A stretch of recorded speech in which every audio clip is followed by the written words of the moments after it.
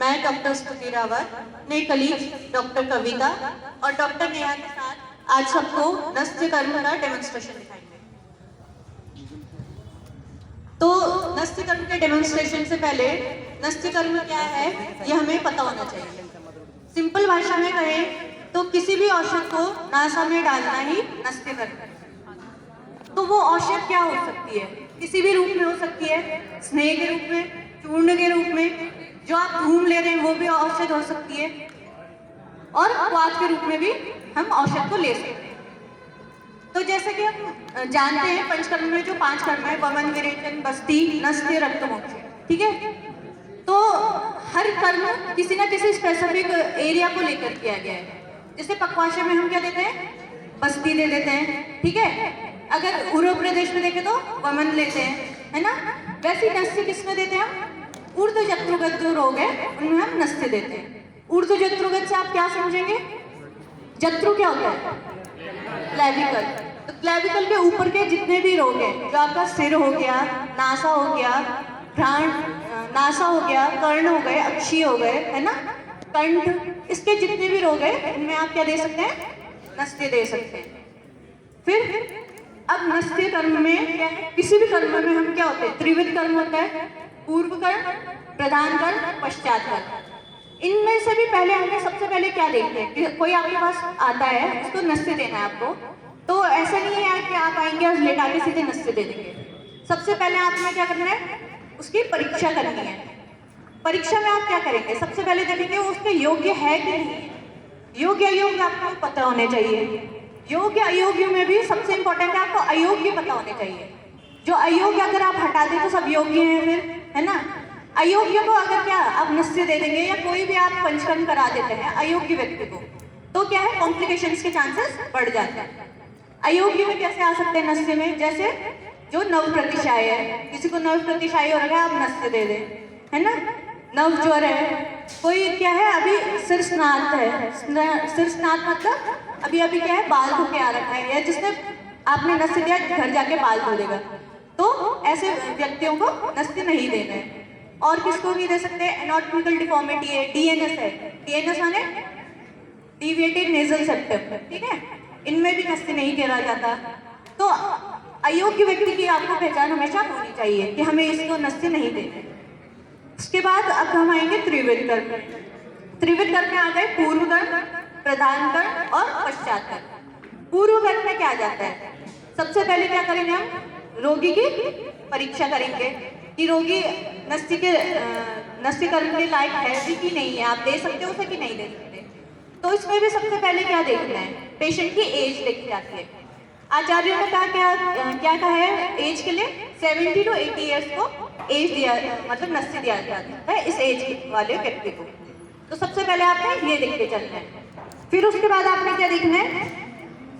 उसके बाद आपने क्या करना है? संभार संग्रह करना है। कोई भी आप पंचकर्म करते हैं, कोई भी आप प्रोसीजर कर रहे हैं, संभार संग्रह करेंगे, है ना। जैसे हम ला रखे हैं ये सब, ये पानी का ला रखे हैं, नस्य की ऑयल ला रखे हैं, ये सब क्या है? संभार संग्रह में। तो हमने संभार संग्रह कर लिया, रोगी की परीक्षा कर ली। अब स्टार्टिंग करेंगे, आगे आपका स्नेहन। अब क्या है? रोगी का स्नेहन किया जाता है। स्नेहन कहाँ कहाँ पे किया जाता है? उसके फिर फेस में किया जाता है, शोल्डर्स में किया जाता है, नेक में पूरा उसका स्नेहन किया जाता है। स्नेहन करने की आप प्रक्रिया यहाँ देख सकते हैं कैसे किया जाता है। आपको अच्छे से पूरे फेस का फोरहेड जो पूरा है, गर्दन है, इसमें पूरा आपने अच्छे से नस्य करना है। नस्य करते हुए आपको चीज़ों का ध्यान रखना है कि जो मर्म है, जो पॉइंट्स होते हैं वाइटल पॉइंट्स, उनको भी आप अच्छे से दबाएं। नस्य इस तरह से किया जाता है कि जो वाइटल पॉइंट्स हैं उन पे दबाव पड़े। जैसे आप स्थपनी मर्म में, ठीक है, और पर्ण मर्म, ये सब आप जानते हैं। स्थपनी मर्म, पर्ण मर्म, है ना, इनमें अपांग में, शंख मर्म में, है ना, कान के जो मर्म होते हैं इनमें आपने अच्छे से नस्य वो अध्ययन करना है। तो आप देख रहे हैं जैसे डॉक्टर कविता अच्छे से यहाँ पे अध्ययन कर रही हैं।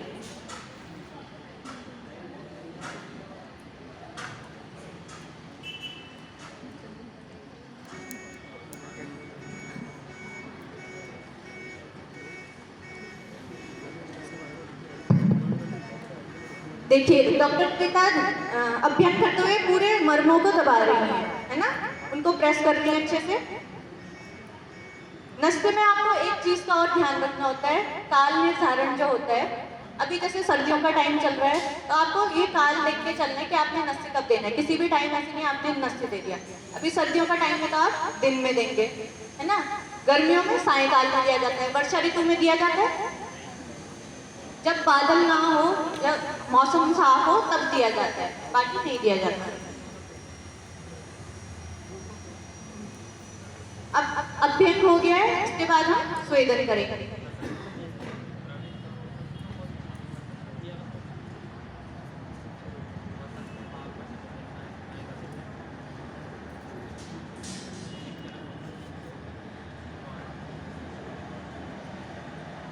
शास्त्रों में स्वेदन में क्या किया गया है, पानी ताप किया जाता है, हाथ से किया जाता है। हाथ को गर्म करेंगे, जैसे आप अग्नि में इसको रब करेंगे, फिर फेस पे अच्छे से स्वेदन करेंगे जहाँ जहाँ आपने अभ्यंग कर रखा है। और मतलब कुल मिला के ये है कि मृदु स्वेद देना होता है। मृदु स्वेद आप इससे भी दे रहे हैं। आपने जो क्लॉथ है उसको रिंग करा, उसको अच्छे से रिंग कर देना है और अच्छे से पेशेंट का स्वेदन दे देना है।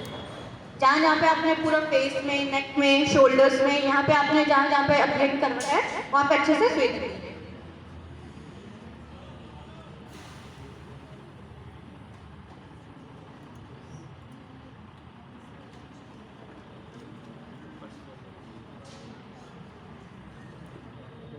ये अच्छे से करेंगे।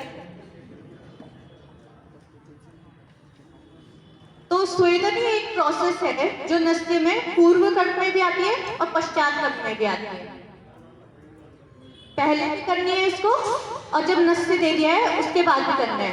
हम वमन देते हैं, विरेचन देते हैं, इसमें हम कभी ऐसे नहीं करते हैं। क्या करवाते हैं, अभ्यंग स्वेदन कराया, उसके बाद औषधि दे दी, उसके बाद पेशेंट के वेगों का वेट करते हैं। इसमें हम क्या करते हैं, पूर्व में भी और पश्चात में भी स्वेदन करेंगे, ठीक है।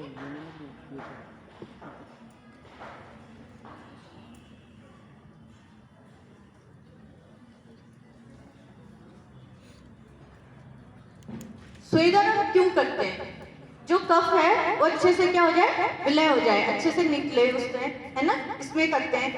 और नस्ते के बाद भी हम स्वेदन क्यों देते हैं, जो भी बचा हुआ कफ है वो अच्छे से विलय होके बाहर आ सके, इसलिए हम स्वेदन करते हैं।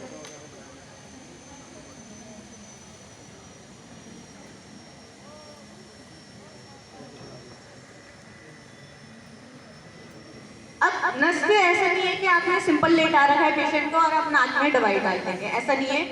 एक पोजीशन बता रखी है नस्ते के लिए।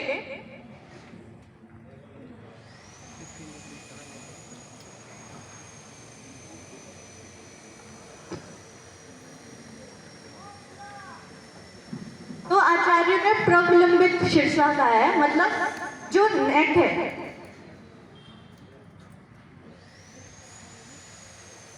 वो टिल्टेड होना चाहिए, पर ज्यादा भी टिल्टेड नहीं होना चाहिए। और ऐसे नहीं है कि जैसे ऐसे हैं ये पेशेंट, ऐसे हैं तो उठा भी नहीं चाहिए और बहुत ही एक्सटेंडेड भी नहीं हो जाना चाहिए।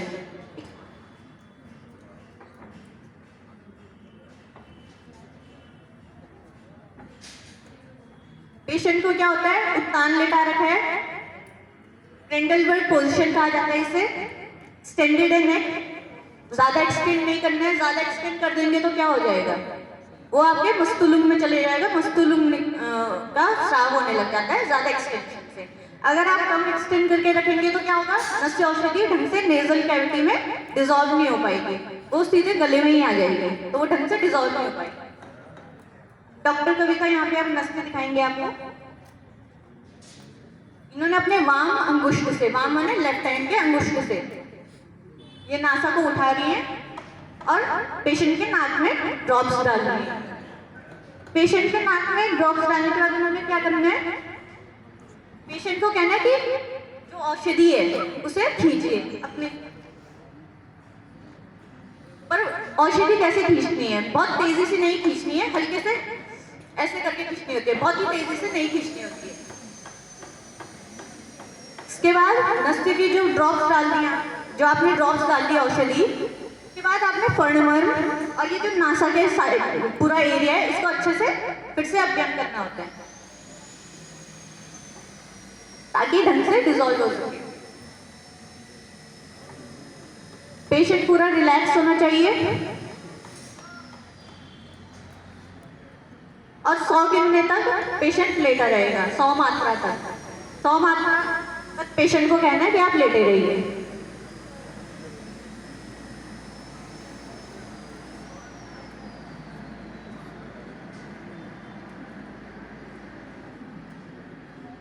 तो मात्रा तो पेशेंट होल्ड करके रखेगा। औषध हमेशा सुखोषण होनी चाहिए, बहुत गर्म भी ना हो और एकदम ठंडी भी ना हो। जो आप नस से डाल रहे हैं, जो औषध डाल रहे हैं, वो सुखोषण होनी चाहिए।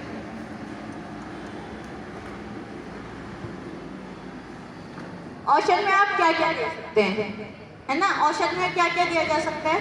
चूर्ण दे सकते हैं, और आप लोग बताइए और क्या दे सकते हैं?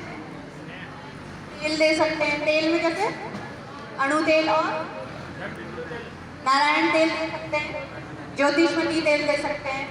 चूर्ण में कटफल चूर्ण दे सकते हैं, है ना? त्रिकटु दे सकते हैं। 100 मात्रा तक इन्होंने होल्ड कर लिया है। अब इनका स्वेदन करेंगे। फिर से स्वेदन करते हैं।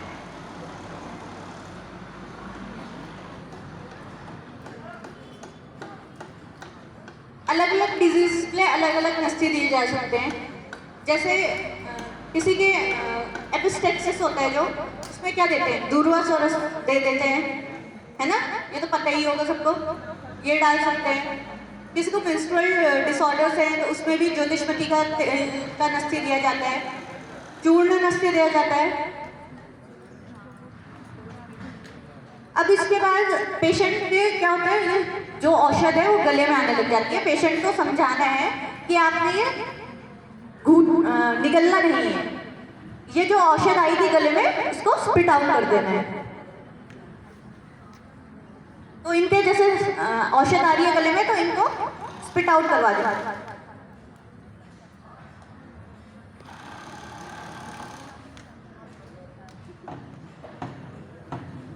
इन्होंने स्प्लिट कर दिया। पेशेंट को हमेशा बता के रखना है कि कभी भी घूटनी नहीं है औषध।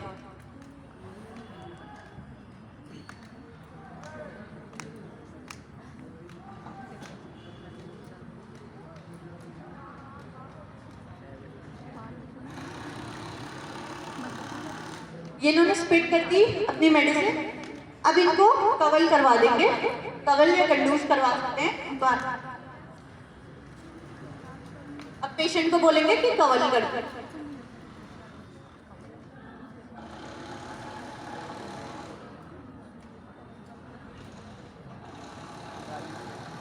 पेशेंट से कहेंगे कि जितना उसमें आए, गले में पूरा कफ आ रहा है, मेडिसिन आ रही है, सब स्पिट करवानी है।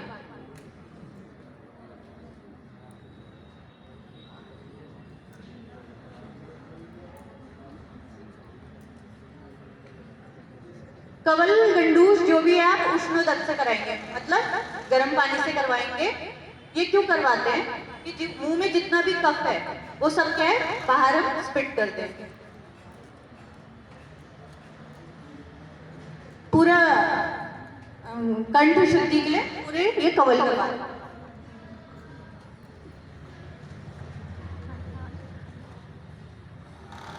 उसके बाद कवल गंडूस के बाद फिर क्या कराया जाता है? धूमपान कराया जाता है।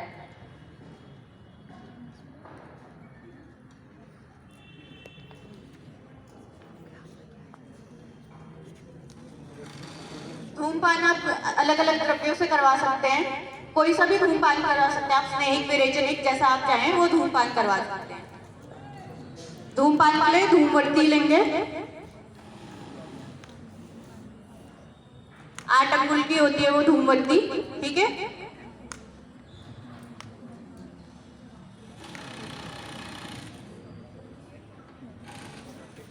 पेशेंट को धूमपान में हमेशा इंस्ट्रक्ट करना है कि धूमपान कैसे करना है।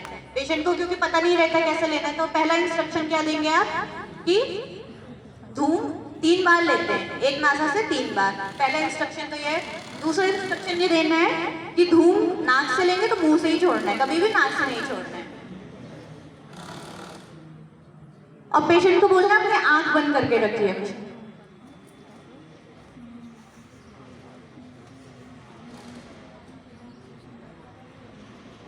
तीन बार ले लिया उन्होंने एक नाक से, वैसे ही दूसरी नाक से ले।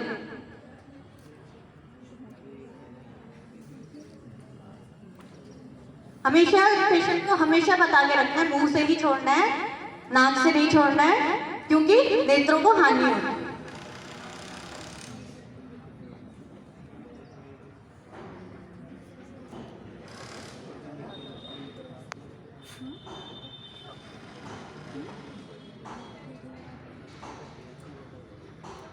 इसके बाद पेशेंट को हमेशा इंस्ट्रक्ट करके रखना है। जब पेशेंट आ गया, पूरा उसका नस्ती कर्म कर दिया आपने, पेशेंट अब घर जाने को होगा तो उसको इंस्ट्रक्ट करके रखना है कि हमेशा अपना सिर, कान, मुंह, ये सब नाक ढक के रखना है। कहीं भी जाए वो कान में रुई डाल के जाए, सिर में कैप पहन के जाए, ये सब ढंग से रखना है उन्होंने। इस टाइम कुछ भी ठंडा नहीं लेना है, सिर से स्नान नहीं करना है, ये सब पेशेंट को आपने ढंग से बताना है। तो नस्य बहुत ही इजी प्रोसीजर है ना, आप आराम से कहीं भी कर सकते हैं, ओपीडी में कर सकते हैं अपनी। पेशेंट को ज्यादा दिक्कत नहीं होती इसमें, अगर आप सही से करें। आप देख रहे हैं पेशेंट आराम से उठ रखा है। नस्य करने के बाद आप देख रहे हैं सम्यक लक्षण देखने आपने नस्य के। तो सम्यक लक्षण क्या होते हैं? पूरा शिरो लाघव हो जाता है, स्रोतो शुद्धि हो जाती है। धूमपान से क्या है, जो और कफ आ रहा है वो देखिए सब आने में लग रहा है। तो जितना भी है पेशेंट को आपने इंस्ट्रक्ट करके रखना है, कभी घूटना नहीं है, इसको स्पिट करते रहना है। तो नस्य में